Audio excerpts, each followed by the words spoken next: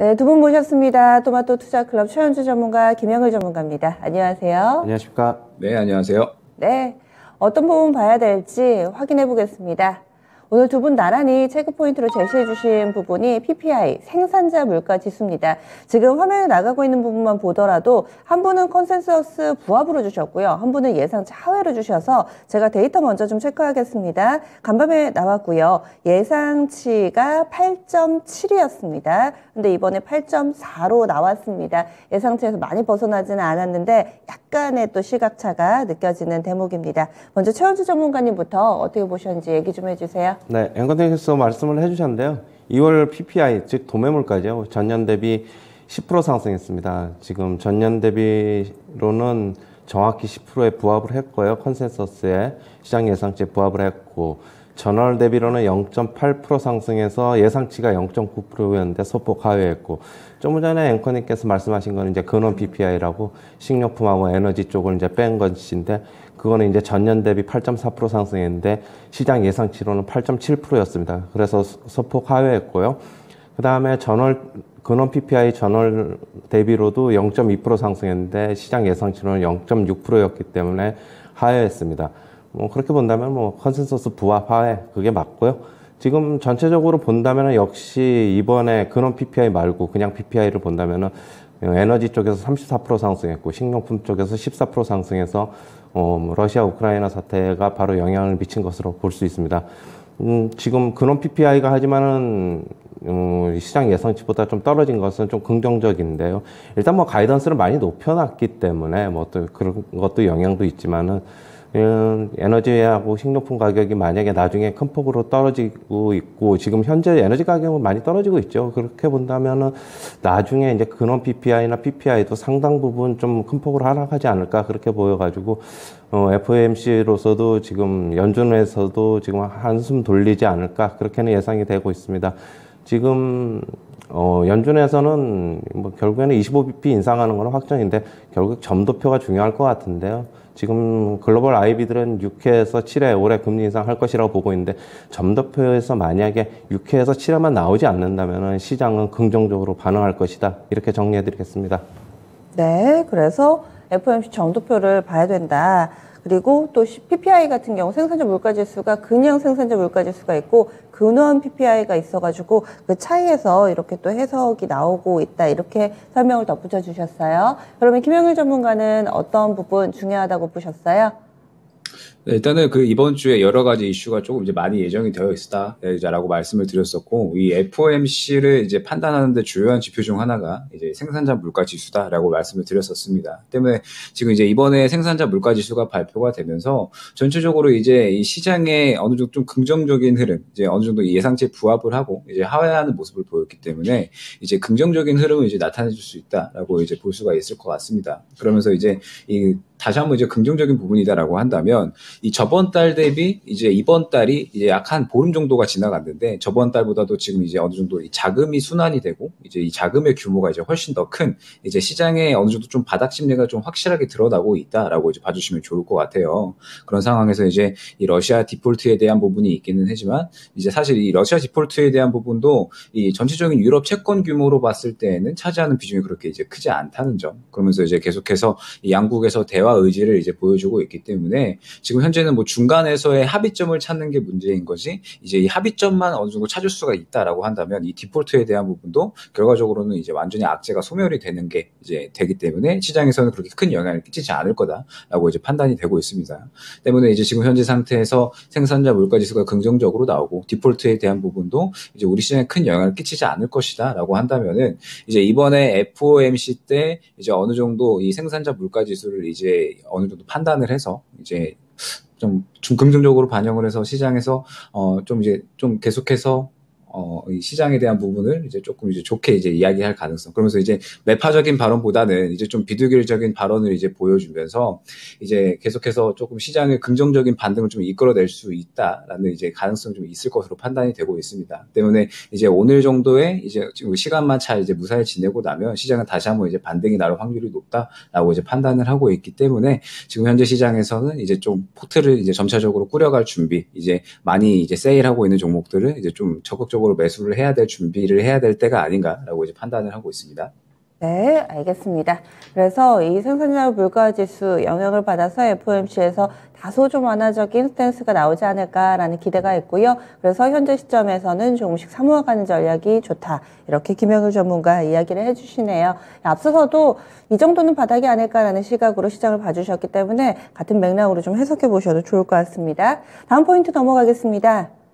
최원주 전문가는 항공주 주목하고 있습니다. 왜냐하면 유가가 또 하락하는 모습을 보여주면서 일주일 사이에 20%나 밀렸어요. 그래서 배럴당 $100 하회하는 모습을 보여주고 있습니다.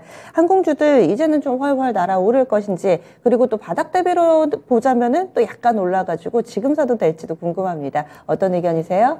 네, 항공주들 지금 뭐 미국 시장에서도 유가 급락으로 인해서 전부 다 한 8에서 9%대 강세를 나타냈는데요. 어제 국제유가가 한 6.4% 정도 급락을 했죠. 지금 WTI 기준으로 96.4달러에 마감을 했는데 장중에는 9% 넘게 하락을 했습니다. 그래서 WTI 기준으로는 93달러까지도 밀렸는데 지금 소폭 올라오면서 좀 마감을 했습니다. 지금 국제유가가 큰 폭으로 하락하면서 역시 항공주들 같은 경우에는 바로 그냥 수혜를 입을 수 있죠. 항공주들 같은 경우에는 그 인건비 다음으로 항공유가 가장 큰 포지션을 차지하고 있어가지고 가장 민감하게 반응을 하고 있는데요. 그리고 최근에 이제 국내 항공사들 같은 경우도 해외 항공권 예약이 지금 급증하고 있습니다. 지금 미국, 유럽, 동남아 등 포지션으로 이제 40, 30, 20% 정도로 지금 포지션이 나타나고 있는데요. 지금 본격적인 휴가 시즌에 접어들면은 장거리 노선 예약이 더 늘어날 것으로 보여가지고 수익성에는 더 증대가 될 것으로 보고 있고요. 지금 미국 항공사들이 어제 일제히 가이던스를 전부 다 상향했습니다. 지금 델타 항공 CEO 같은 경우에는 코로나 대유행 시대는 이제 종식 선언을 했고요. 1분기 순이익이 지금 항공유, 그러니까 국제유가가 급등했는데도 불구하고 코로나 이전인 2019년 당시에 80%까지도 회복될 것이다 라고 얘기를 하면서 굉장히 긍정적인 가이던스를 내놨습니다.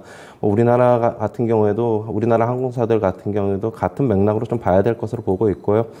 지금 앵커님께서 말씀하셨는데 항공주들 조금 올라왔는데 저는 아직 더 갈 수 있다라고 보고 있습니다. 그러면 어디까지 갈 수 있는가로 보면은 일단 작년의 고점 정도로 지금 보고 있는데요. 그렇다면 아직까지 상승력은 더 남아있다. 앞으로 계속적으로 좋아질 것입니다. 오늘 지금 대한항공이나 아시아나항공 같은 경우는 물론 화물 부문에서의 올해 감익은 당연히 예상이 되는데 이런 일반 여객 부문에서의 수요가 결국에는 그걸 커버해 줄 것이기 때문에 더 긍정적으로 보고 있고요. 그러나 이제 LCC 같은 경우에는 어제 실적 내놨는데 여전히 안 좋습니다. 그 데이터를 가지고 숫자만 가지고 매수한다 그러면은 안 해야 되는 게 맞지만은 앞으로 회복될 것이라고 본다면은 긍정적으로 접근해 봐야 되지 않나 그렇게 보고 있습니다. 네. 전년도에 고점 수준까지 갈 것이다. 대한항공 기준으로 말씀드리자면 업사이드 20% 정도 있습니다. 지금 29,000원대고요. 작년에 고점은 35,000원대입니다. 아시아나항공은 한 2만원 선이고요. 작년 고점이 3만원대여가지고 이 기준으로면 한 50% 정도까지 더 오를 만한 여력. 물론 종목별로는 좀 다르겠지만 대체적으로 항공주들 기준을 잡자면은 지난해 고점 수준까지는 가지 않을까 이렇게 의견 주시네요. 지금 사봐도 좋겠다라는 시각입니다. 마지막 포인트입니다. 네, 제약바이오 섹터 내에서도 요즘 들어서 호재가 속속 나오고 있습니다. 정책 순환매 관점에서 어제는 수소 키워드 주셨는데요. 오늘은 바이오 헬스케어 쪽 보자 얘기해 주셨어요. 그 중에서도 어떤 종목 쪽으로 관심 갖고 계신지 김영희 전문가님 알려주세요. 네, 최근에 이제 우리 시장에서 계속해서 정책주들이 좋은 상승이 나와주는 이런 정책주 순환매 시장이 이어지고 있죠. 때문에 이제 오늘 다뤄볼 내용은 이 디지털 헬스케어, 그 중에서 좀 이제 비대면 의료를 좀 강조드려서 말씀을 드리고 싶습니다. 이번에 이제 윤 당선인이 새롭게 이제 신정부를 꾸리면서 이제 여러 가지 공약을 냈죠. 디지털 의료 산업에 대해서 디지털 병원, 그 다음에 이제 디지털 의료 전문 인력 양성, 그 다음에 개인 의료 데이터 서비스 등등 이제 바이오 헬스케어에 대한 이 4차 산업, 이제 이 4차 산업을 포함한 이런 청사진을 그렸다라고 이제 말씀을 드릴 수가 있을 것 같아요. 그러면서 이제 이 바이오 헬스 산업에 대해서 R&D 지원 규모를 이제 2배 정도 더 확대를 할 것이다라고 하면서 이 정책적인 투자 부문이라든지 국무총리 직속의 이제 제약바이오 혁신위원회 등 이제 바이오 헬스케어 산업 분야를 확실하게 이제 반드시 성장시켜야 될 산업군으로 이제 포함을 시켰다라고 이제 말씀을 드릴 수가 있을 것 같습니다. 그러면서 그래서 지금 현재 이제 이 바이오 헬스케어 산업의 이제 시장 규모를 본다라고 한다면 이제 2020년부터 꾸준하게 성장을 해왔던 시장이다라고 이제 말씀을 드릴 수가 있을 것 같아요. 계속해서 이제 코로나로 인해서 우리가 이제 코로나 시대로 접어들었고 그러면서 이 비대면에 대한 관심이 굉장히 높아졌었잖아요. 그러면서 이 비대면 의료 시장이 계속해서 이제 꾸준하게 성장을 해왔다라고 말씀을 드릴 수 있을 것 같습니다. 이 글로벌 스마트 헬스케어 시장 같은 경우에 이제 작년에는 이제 1,525억 달러 정도로 나왔었어요. 그러면서 그 이전에보다도 40% 정도 이제 성장을 한 모습이다라고 이제 말씀을 드릴 수가 있을 것 같고 이제 2027년까지 5천억 달러 정도로 시장 규모가 이제 상당히 큰 폭으로 이제 확대가 될 것으로 판단이 되고 있습니다. 그러면서 이제 뭐 우리나라 뭐 롯데를 포함한 국내 대기업들도 계속해서 이 헬스케어 산업에 새롭게 이제 진출을 선언하고 있는 상태에서 이번 정부 정책으로 인해서 본격적으로 이제 꾸준하게 성장을 해나갈 만한 산업군이다라고 이제 말씀을 드릴 수가 있을 것 같습니다. 때문에 이제 뭐 현재 시장은 아무래도 이 여러 가지 이슈로 인해서 결국은 힘을 받았던 이제 종목군들, 그 다음에 섹터군들이 계속해서 강하게 상승이 나오고 있는 상태이기 때문에 바이오 헬스케어 관련 종목들은 이제 계속해서 지켜볼 필요가 있다라고 이제 판단을 해서 오늘의 체크 포인트로 선정을 해봤습니다. 네, 알겠습니다. 바이오 헬스케어까지 이렇게 체크 포인트 알아봤는데요. 오늘 추천주로 넘어가겠습니다. 두 분 어떤 종목 가져오셨는지 확인해 보시죠. 최현수 전문가 이소페타시스, 김영일 전문가 유비케어입니다. 최현수 전문가 이소페타시스부터 이 종목 어떤 점 좋아 보이세요? 네, 이스페타시스는 인쇄 회로기판 PCB라고 하죠. 제조기업으로서 주력 제품은 그중에서 MLB인데 MLB는 다중 인쇄 회로기판입니다. 지금 경쟁사들의 공급 제약이 최소 1, 2년 이상 지속될 것으로 예상이 되고 있는데요. 결국에 공급 제약은 수급 개선과 가격 상승으로 이어질 가능성이 매우 높습니다. 내년까지 실적 성장이 계속될 것으로 지금 예상이 되고 있어가지고 지금 주가도에서 더 한 단계 더 레벨업 가능성이 높습니다. 지금 매수가는 시초가 이하에서 분할 매수 접근하시고요. 목표가는 7,500원, 손절가는 5,470원 제시하도록 하겠습니다. 공급 제약이라는 게 공급이 원활하지 않다, 공급 부족 이야기 하시는 거세요? 네, 맞습니다. 예. 네, 이스페타시스였습니다. 다음은 헬스케어, 바이오 헬스케어 쪽 보자 체크포인트에서 주셨는데 오늘 종목 유비케어 나왔습니다. 요즘 들어서 이쪽 원격 의료 쪽도 들썩이는 모습인데요. 이 종목 어떤 점 포인트로 갖고 계신가요? 김영일 전문가님? 네, 오늘의 공략주는 이제 유비케어로 선정을 했고요. 이제 어제 시장에서 뭐 인성정보, 유비케어, 뭐 비트컴퓨터 할 거 없이 전체적으로 이제 비대면 의료 관련주들이 굉장히 좀 좋은 이제 상승이 나왔었죠. 이제 이 비대면 의료 관련주들 같은 경우에는 바이오 헬스케어 산업 중에서도 이제 본격적으로 조금 성장을 이제 확실하게 이제 좀 키워 나갈 수 있는 그런 이제 산업 분야다라고 봐주시면 좋을 것 같습니다. 그러면서 유비케어 같은 경우에는 의료 정보 종합 플랫폼을 이제 영위를 하고 있는 그런 이제 기업이다라고 말씀을 드릴 수가 있을 것 같고 국내 요양기관 EMR 서비스 부분에 대해서는 이제 시장 점유율 1위를 기록을 하고 있는 기업입니다. 이제 디지털 의료 전산 시스템 분야에서는 확실하게 좀 기술력을 확보를 하고 있는 기업이다라고 말씀을 드릴 수가 있을 것 같고. 현재 이제 또 코로나 확진자가 계속해서 또 폭증을 하고 있잖아요. 이제 일일 확진자가 50만 명까지도 돌파를 할 것이다라고 이제 이야기가 나오고 있는 상태이기 때문에 현재 이제 이 정책적인 수혜기다가 그 다음에 이제 앞으로의 시장의 이런 성장성, 그 다음에 코로나 폭증세로 인해서 단기적으로 이제 수혜를 받을 수 있다는 또 기대감 때문에 이제 오늘의 공략주로 이제 새롭게 선정을 했고요. 매수가는 이제 시초가 이하에서 잡아주시면 좋을 것 같고 이제 목표가는 8,050원, 그 다음에 손절가는 6,660원으로 이제 선정을 할 수 있도록 하겠습니다. 네. 그래서 오늘 두 종목 나왔습니다. 이수페타시스 그리고 또 유비케어 장중에 어떤 움직임 나타낼지 앞으로도 계속 관심 가져주시기 바랍니다. 체크포인트 추천주 살펴봤습니다.